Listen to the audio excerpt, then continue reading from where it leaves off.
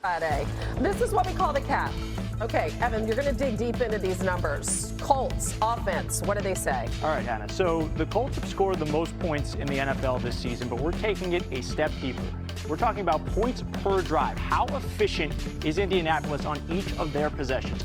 3.34 points per drive this season. Look at the company they're in. 2007 Patriots, MVP Tom Brady, they got to the Super Bowl. 2013 Broncos, MVP Peyton Manning, they got to the Super Bowl. So this is where the Colts are at through 6 games. Historic company when you talk about how efficient they've been on each possession. So how are they doing it? They're doing it with the NFL's leading rusher in Jonathan Taylor and Daniel Jones, who's having a career renaissance in Indianapolis, highest total QBR in the NFL. But this is the number I want to focus on. He has only been sacked 5 times in 6 games. That is the fewest in the entire league.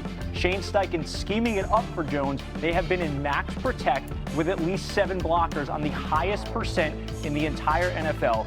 But you guys know these defenses are too good this year, right? Too good in the NFL these days. Quarterbacks are always going to be under pressure at some point.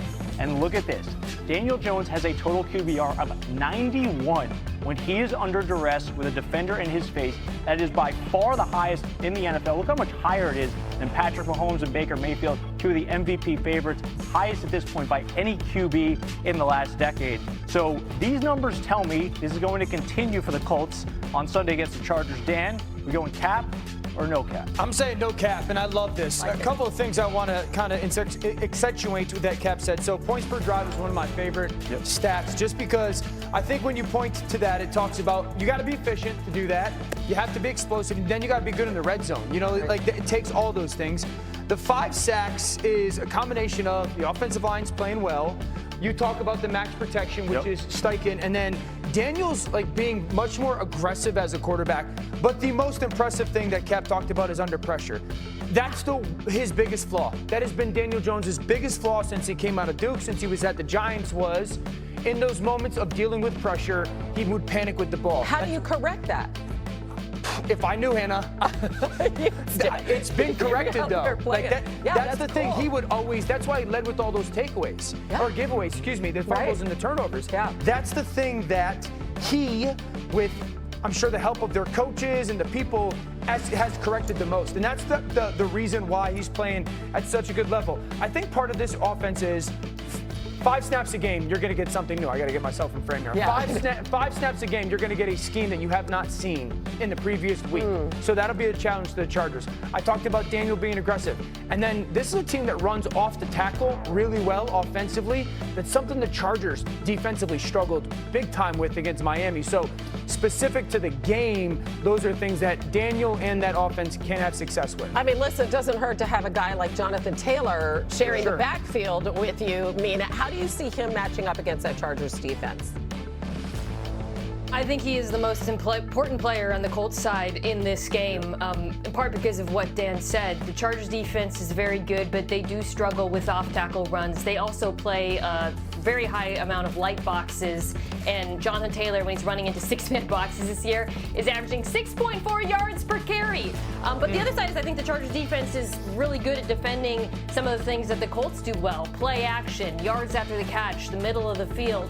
So in my mind, running isn't just part of it, it's the most important part of their offense. I am interested in seeing, by the way, how the return of Khalil Mack impacts things, potentially, if he plays for LA, because I think he's been not only important to their ability to get pressure with 4, but also their run defense. He's a very good run defender. But yeah, Jonathan Taylor, to me, is the key to this game. Yeah, absolutely. If you look at the last 2 weeks, what Bill Krosky-Merritt was able to do, averaging 8 yards per carry, and then you come back the next week and we see the exact same thing from Devon Achane, then you know that Jonathan Taylor is going to be the focal point and priority of this offense. But what I've loved about Daniel Jones is his aggression in the play action. Once Jonathan Taylor gets things going downhill, and the way that they utilize delayed releases by Tyler Warren on those play action passes, short crossers, stacks, the way he's attacked the seam, it all starts with this run game. And this run game is so diverse. It's physical, right? It attacks you on the edges. It can give you big plays and dynamic plays down the field, but he's also earned the tough yards. He's shown this year that he's the total running back, and what Shane Steichen and Daniel Jones have been able to do off of these run sets, quarterback under center, back in the queue, I think has truly put defenses in a tough spot of figuring out how they're going to attack Daniel Jones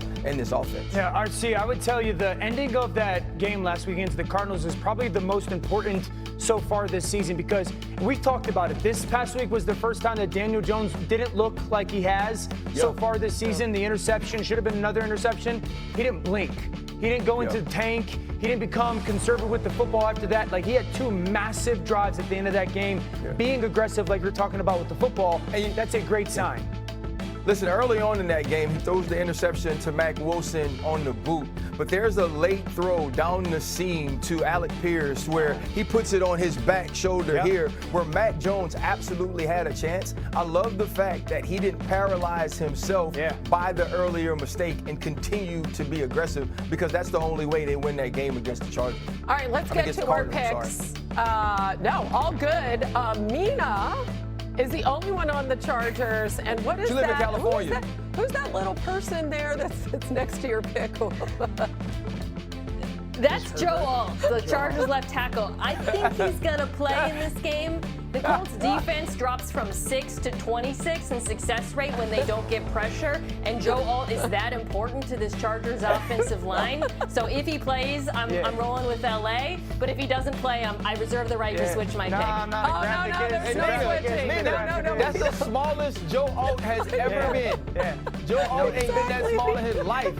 Over the Ravens. And listen, it is no secret, this guy has been Matthew Stafford's very favorite target. In fact, nobody this season has a higher percentage of their team's catches than Puka Nacua does for the Rams. He accounts for over a third of their catches and receiving yards. Really big loss for this team. So on the defensive side, when you look at how the Jaguars are going to approach that offense, what do you expect now, RC? Well, I think the first thing that you're going to get from Anthony Capelli's defense is that you're going to have a focus on Davante Adams. Listen, they went into last week and they were playing against the Seattle Seahawks, who didn't have a Puka Nacua or Davante Adams, but they definitely had a Jackson Smith-Njigba, who is head and shoulders the #1 target of that team, and he was still able to get off. And so they're going to have to put that focus on Davante Adams in the back end for this team. But it's also going to be for them about stopping the run. You know that now Sean McVay is going to come into this game with a heavy dose of run game that can allow Matthew Stafford to get into the play action. And so it's going to start up front there, and then it'll be about disguising your defenses, because even without Puka Nacua, whether it's Jordan Whittington or Tutu Atwell or Davante Adams, if Matthew Stafford can see the rotation of this zone that they love to play, he'll find a way to eat it up and scheme it up. And what about this offense on the other side, Dan? Because we know Liam Cohen was there with Sean McVay for 4 years. So what are you looking for from Trevor Lawrence and company? I need Trevor Lawrence's second progression throw to look like his first progression read. When #1 is there, Trevor throws it as good as anybody. But still looking for the consistency of, I go to #1 and I set to #1 and he's not there, and he gets to #2, which is the right read. I want the throw to look like he's the #1 read, meaning I want it to come out with consistency. I want it to come out with conviction. I need the ball placement to be premier. This is a defense in LA that it's going to give you completions. It's not an overly aggressive one. They play with the proper leverage, but they're not an incredibly attacking one. And when Trevor has to kind of move his feet or kind of get to that second or third progression, mentally you can tell he's getting there. I need physically it to match as well. Yeah, and for that to even happen, they got to do a better job protecting Trevor than they did against Seattle. And for me, against this particular defense, that really starts with handling the Rams' 5-man rush, which has been really good all year and was excellent, I thought, against the Ravens. Look here, you got Josiah Stewart lined up inside Jared Verse. So Jared Goff gets a one-on-one versus the tackle to force the incompletion. They use this constantly to get one-on-ones. Here, they're showing an all-out blitz, but then the two edge rushers drop into coverage, so this time Cam Curl